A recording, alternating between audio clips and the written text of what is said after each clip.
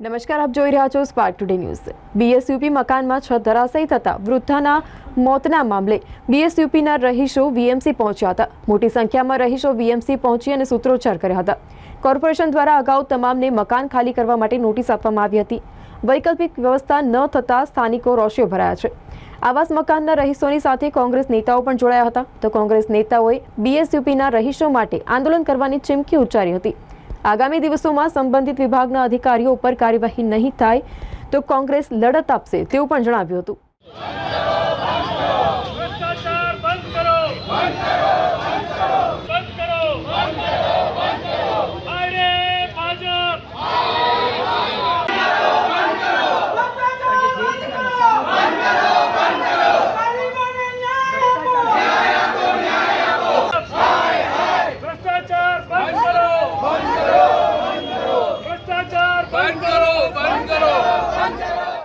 की मौत हो गई, एक को अटक आ गया, वो मर गया, एक दब के मर गया। भाई हमारे कोई पोजीशन में नहीं रहना है, हमारे को बस हमारा कुछ भी कहीं व्यवस्था करो, फिर हम खाली करेंगे। और छोटे बच्चे भी होते हैं हमारे घर में तीन बच्चे हैं छोटे छोटे। मेरा घर भी पड़ चुका है, आके देख सकते हैं आप लोग। मेरे एक मासी मर गए, मेरा भाई को अटैक आया, वो भी मर गया। हमको हमारी सुविधा, हमारी घर, हमको हमारा घर चाहिए, बस यही चाहते हैं हम लोग। हमारे को हमारी मांग पूरी करना, हमारी मांग पूरी करो। ભાજપના છેલ્લા 30 વર્ષના વડોદરાના કુશાસનમાં આ વડોદરા શહેરમાં ભ્રષ્ટાચાર જે વકર્યો છે એના કારણે, ભ્રષ્ટાચારના કારણે વડોદરા ખાડોદરા બની ગયું છે। અને એમાં ખાસ કરીને આજની જે ઘટનાની વાત છે તો વિચાર કરો કે જે મકાન, આવાસના મકાનો બીએસયુપીના, જેનું આયુષ્ય સરકારે મકાન બનાવ્યા હોય તો 70-75 વર્ષ મકાનનું આયુષ્ય હોવું જોઈએ। આજે પણ વડોદરામાં મહારાજા સયાજીરાવ ગાયકવાડે બનાવેલી બિલ્ડિંગ આજે પણ ખડે પગે ઊભી છે। તો આ ભાજપના શાસનમાં એવો કયો કોન્ટ્રાક્ટર હતો જેને ભ્રષ્ટાચાર કરીને આવા બિલ્ડિંગો બાંધ્યા કે 10-12 વર્ષમાં એ મકાન જર્જરિત થઈ ગયા અને એના લીધે કાલે એક બહેનનું મૃત્યુ થઈ ગયું। આજે સવારે આઘાતમાં એક વ્યક્તિને એટેક આવી ગયો, 2 જણના મૃત્યુ થયા। તો પણ આ ભાજપ શાસિત કોર્પોરેશનના સત્તાધીશોનું પેટનું પાણી હલતું નથી, એટલા ઝાડા ચામડીના થઈ ગયા છે કે માનવતા પણ મરી પરવાડી છે। તો વિચાર કરો કે જે ગરીબો, આજે વરસાદનું વાતાવરણ છે એવા ટાઈમમાં જીબીવાળા જેને વીજ કનેક્શન કાપી દે અને કોર્પોરેશન એમને જર્જરિત મકાનની નોટિસ આપે, કોઈ પણ જાતની વૈકલ્પિક વ્યવસ્થા કરી આપી નથી। આ ગરીબો ક્યાં જશે, કયા મકાનમાં રહેશે?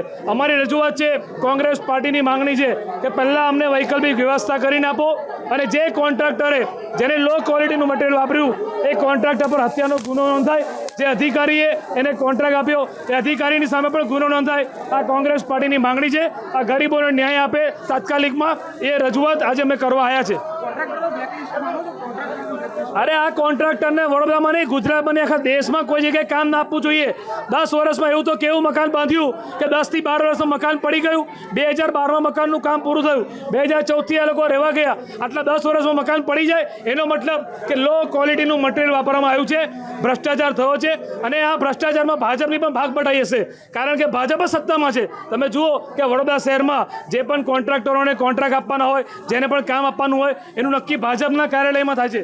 ભાજપના કાર્યાલયથી નક્કી થાય, એમની સ્ટેન્ડિંગ કમિટી નક્કી કરે એટલે એને કોન્ટ્રાક્ટ આપવાનું થાય। તો આમાં તો બીજેપીના નેતાઓ જે સમયના હતા એમની પર પણ કેસ કરો। હરણી બોટ કાંડમાં જે બાળકોએ જીવ ગુમાવ્યા એ પણ આજે એમના પરિવાર ન્યાય માંગે છે, આ ગરીબો ન્યાય માંગે છે। આખા વડોદરામાં આવી હાલત છે, પેલું ટકેસેર ભાજી, ટકેસેર ખાજા, અંધેર નગરી ને ગંડુળે રાજા, એવી હાલત વડોદરાની થઈ ગઈ છે। જ્યારે રાજ્યના મુખ્યમંત્રી પણ કહેતા હતા કે વડોદરાનો વિકાસ થયો નથી, તો તમે વિચાર કરો કે આજે સત્તામાં બેઠા છે, એસી કેબિનમાં બેઠા છે, તમે શું વડોદરાનું સારું કરો બેઠા છો? આ ગરીબોનો ન્યાય આપો એ અમારી રજૂઆત છે અને એ બાબતે કોંગ્રેસ સાખી નહીં લે। એ વખતે અધિકારીઓ પર કડક કાર્યવાહી થાય એવું શું માનવું? 100% થવી જોઈએ। જે તે સમયે જે અધિકારી હતા, જેને કોન્ટ્રાક્ટ આપ્યો એ અધિકારી કોણ હતો, એ અધિકારીને સામે કેસ કરો। જે કોન્ટ્રાક્ટરે મકાન બાંધ્યું, આજે પણ તમે મટીરિયલ લો, એનું ટેસ્ટિંગ કરાવો, ખબર પડી હશે કે મટીરિયલની ક્વોલિટી કેવી હતી। પહેલાં તો ગરીબોને એવું કહેવામાં આવ્યું કે તમને પોતાનું મકાન મળી જશે, એટલે ગરીબોની ઝોપડપટ્ટી તોડી નાખી। એ તો ઝોપડપટ્ટીમાં જ સુખી હતા પણ એમને જબરજસ્તી આ મકાનોમાં ધકેલી દીધા। ના સફાઈ, ના ડ્રેનેજ, ના મકાન સારું, એમાં ઘૂસડી દીધા। 10 વર્ષમાં મકાન પડવા જેવું થઈ ગયું, ફાટવા લાગ્યું। તો ગરીબો જોડે મજાક છે, ગરીબો જોડે અન્યાય છે અને ગરીબોને મારવાની આ સાજિશ છે એવું લાગી રહ્યું છે। મારાને તમારા ઘરો 10 વર્ષમાં નથી પડતા, પણ આ લોકોના મકાન પડી જાય છે, પાછા ઉપરથી જોર જબરદસ્તી કોઈ લાઇટ કાપવાની વાત કરે, કોઈ ડ્રેનેજ કાપવાની વાત કરે, કોઈ પાણી કાપવાની વાત કરે. આ જુલુમ નહીં તો શું છે? એના સંદર્ભમાં કોંગ્રેસ પાર્ટી ન્યાય માટે આવી છે.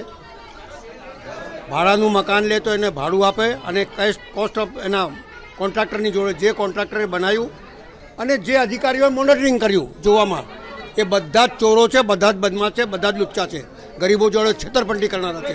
બધા ઉપર કેસ થવા જોઈએ, જે તે વખતના જે તે અધિકારી હશે તે અત્યારે, અને જે કમિશનરે જોયું હોય તે બધાના ઉપર કેસ થવું જોઈએ. મજા કરો છો ગરીબો જોડે? ન્યાય બી એવું કહે છે કે કોઈ પણ કાયદાનો અમલ કરતા પહેલાં કુદરતી ન્યાયના સિદ્ધાંતે લઈને ચાલવાનું છે. ક્યાં છે કુદરતી ન્યાયનો સિદ્ધાંત? આ બધી બાબતો છે. એટલે અત્યારે તો કમિશનરે રજૂઆત કરી છે, એમને રહેવા માટે ઘરમાં વૈકલ્પિક વ્યવસ્થા મળે, બીજી જગ્યા રહેતા હોય તો ભાડું આપે, અને કોન્ટ્રાક્ટર ઉપર ફોજદારી કેસ થાય. આ તમામ અધિકારીઓ પર ફોજદારી કેસ થાય, જેથી જેલ ભેગા થાય અને ગરીબો માટે સરકારમાંથી પૈસા લાવો અને એમના ઘર બનાવી આપો, એવી માંગ સાથે આગળ. બ્લેકલિસ્ટ તો થવું જોઈએ, ફોજદારી કેસ થાય ને અંદર જાય એવી વ્યવસ્થા કરો. એક ઉમદા યોજના જેમાં ગરીબોને નજીવી કિંમતમાં ઘર મળે, પણ એમાં ભારતીય જનતા પાર્ટીના શાસકોએ છેલ્લા 12-15 વર્ષમાં એટલા બધા ભ્રષ્ટાચાર કર્યા કે તમામ મકાન 21,000 આવાસો જે બન્યા છે એની હાલત અત્યારે ખૂબ કફોડીને ખરાબ છે. નાગરિકોને વિસ્થાપિત કરીને ત્યાં ઘર તો આપ્યા, પણ 10-10 વર્ષમાં પાછા એ ઘરો ખાલી કરવાની નોટિસ કોર્પોરેશન જ આપે છે. તો શું આરસીસી ફ્રેમ સ્ટ્રક્ચર 2,000 રૂપિયાથી 2,200 રૂપિયાની બાંધકામની કોસ્ટ એ જમાનામાં, જ્યારે 2,200 રૂપિયામાં તો બિલ્ડર સૌથી પ્રીમિયમ ક્વોલિટીના મકાનો જમીન સાથે ત્યાં સ્ક્વેર ફીટના ભાવે વેચતા હતા, એવા મકાનો 10 વર્ષમાં પડી જાય. એક માટીનું ઘર બી સારું બન્યું હોય તો 10 વર્ષમાં ના પડે. આ તો આરસીસી ફ્રેમ સ્ટ્રક્ચરના મકાન હતા. ત્યારે આ તમામ પ્રોજેક્ટ્સ પર વિજિલન્સ તપાસની માંગણી કરી છે. ભ્રષ્ટાચારી અધિકારીઓ, ડિસિઝન મેકર્સ, કોર્પોરેશનના એ વખતના હોદ્દેદારો અને ઇજારદાર સામે કાનૂની રાહે જે બી પ્રક્રિયા કરવાની હોય તે હાથ ધરવા માટે આવેદનપત્ર આપ્યું છે અને વિજિલન્સ તપાસ કરીને તમામ ભ્રષ્ટાચાર ખુલ્લા પાડવાની માંગણી કરી છે. સાથે આ ગરીબ 928 કુટુંબો કોર્પોરેશનના પાપે બેઘર જવા જઈ રહ્યા છે. કાલે એમાં એક બહેનનું મૃત્યુ થયું, ઉપરથી છત પડીને. આજે એક ભાઈને આઘાતથી મૃત્યુ થયું. બે જણનો ઓલરેડી ભોગ લઈ ચૂક્યા છે. હજી શું માધવનગર જેવી હોનારતની રાહ જોઈ રહ્યા છે આ લોકો? અમે ડિમાન્ડ કરીએ છીએ કે તાત્કાલિક આ લોકોને વૈકલ્પિક વ્યવસ્થા કોર્પોરેશન કરી આપે અને આની તમામ તપાસ થઈ અને ઇજારદારને રિસ્ક એન્ડ કોસ્ટ પર આ મકાનો ફરી બાંધી આપે. આ બાબતે ચોક્કસ કોર્પોરેશનની સામે અમે પીઆઈએલ દાખલ કરીએ છીએ, કારણ કે 21,000 કુટુંબોનો સવાલ છે. કરોડો રૂપિયાના આવાસો બન્યા છે. સરકારે, યુપીએ સરકારે ખૂબ ઉમદા ભાવનાથી ગરીબોને આવાસ મળે તે માટે આ કર્યું હતું, આ યોજના લાવ્યા હતા. પણ જે રીતના આમાં ભ્રષ્ટાચાર થયા છે, અનેક લોકોનો માટે આ યોજના અભિશાપરૂપ થઈ ગઈ છે એવું દેખાઈ રહ્યું છે.